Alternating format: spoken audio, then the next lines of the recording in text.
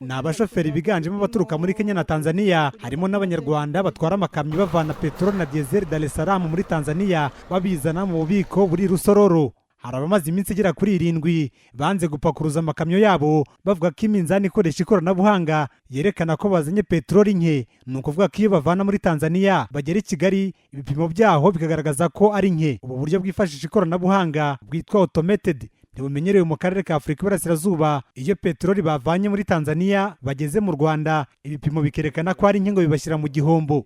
Mu murenge wa Rusororo mu bubiko bwa SP twasanze amakamyo arenga 50 ba nyirayo banze kuyapakuruza abakoresheje ibyo bipimo. Tuna 1 week hano tuhamaze icyumweru kimwe. Urabona iyo ujyanye umuzigo w'umuntu biba bisaba ko utwara ugahita upakurura ukagaruka. Rero iyo maze ahantu iminsi 5 haba hari ibindi byinshi umuntu akeneye, hari ukurya, hari n'ibindi byinshi, ariko turababaye. Tunaumia. Sisi tunaomba uongozo tu uangalie. Twe turashaka ko ubuyobozi bubwitaho. Nge ku giti cyanjye kiriya gipimo singishaka. Gukoresha inkoni nibyo bizima. Biriya by'igipimo birakwiba. Mita inakukata. Tukifika Tanzania kwa boss wetu, iyo tugeze kwa boss Tanzania adukatayo twahombye. Turabyinubira buri gihe ariko nta gisubizo kwa mara, lakini hatupati suluhisho. Aba bashoferi ibintu biri impinduka ziri kuri ubu bubiko bwa SP bavuga ko amananiza bashyirwaho badahura nayo iyo bajyanye amavuta ikabuye n'ahandi byemezwa ko iryo koranabuhanga ryo gupima ritaragera. Iminsi ngo bamaze bahaparitse ngo barahangayitse. Ikitoka sawa ni sawa. Kwa nini depo ni hii tu ina matatizo? Kwa nini iwe hivyo? Mimi hapa ese kuki ari depo yonyine ifite ibibazo? Ese kuki byakomeza gutya? Urareba nkanjye hano nsubiye Dar es Salaam, ubu nta mushahara bampa. Niba mbacungiyeho parankata rero umushahara bagahita bawitwara. Ndasabwa kwishyurira abana ku mashuri bikesha gutwara imodoka. Akabazo kose ngize ngakemuza iyi modoka ntwara. Ndara hano kuko ari byo bintunze. Kuki depo ariyo yonyine ifite iki kibazo? Ngikabuye njya Oilcom nta bibazo bihaba. Ibibazo biri hano byigeze kuba mu Gasyata kera, ariko ubu nta kibazo kiriyo. Wagenda ugapakura. Urabibona iyo nje hano ntangira gushyuha mu mutwe.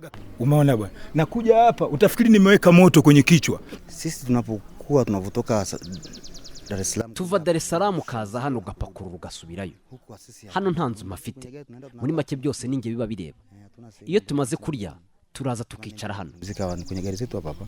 Maisha hapa ni kama hivi unavyoona, tunalala kwa magari. Ubuzima hano uko bumeze nuko tubona, turara mu mamodoka, turya muri restaurant ariko birakomeye. Ubu nk'ubu iyo nta kazi amazi barayafunga ugasanga byakomeye. Turicaye nta mushahara dufite, benshi birukanywe ku kazi.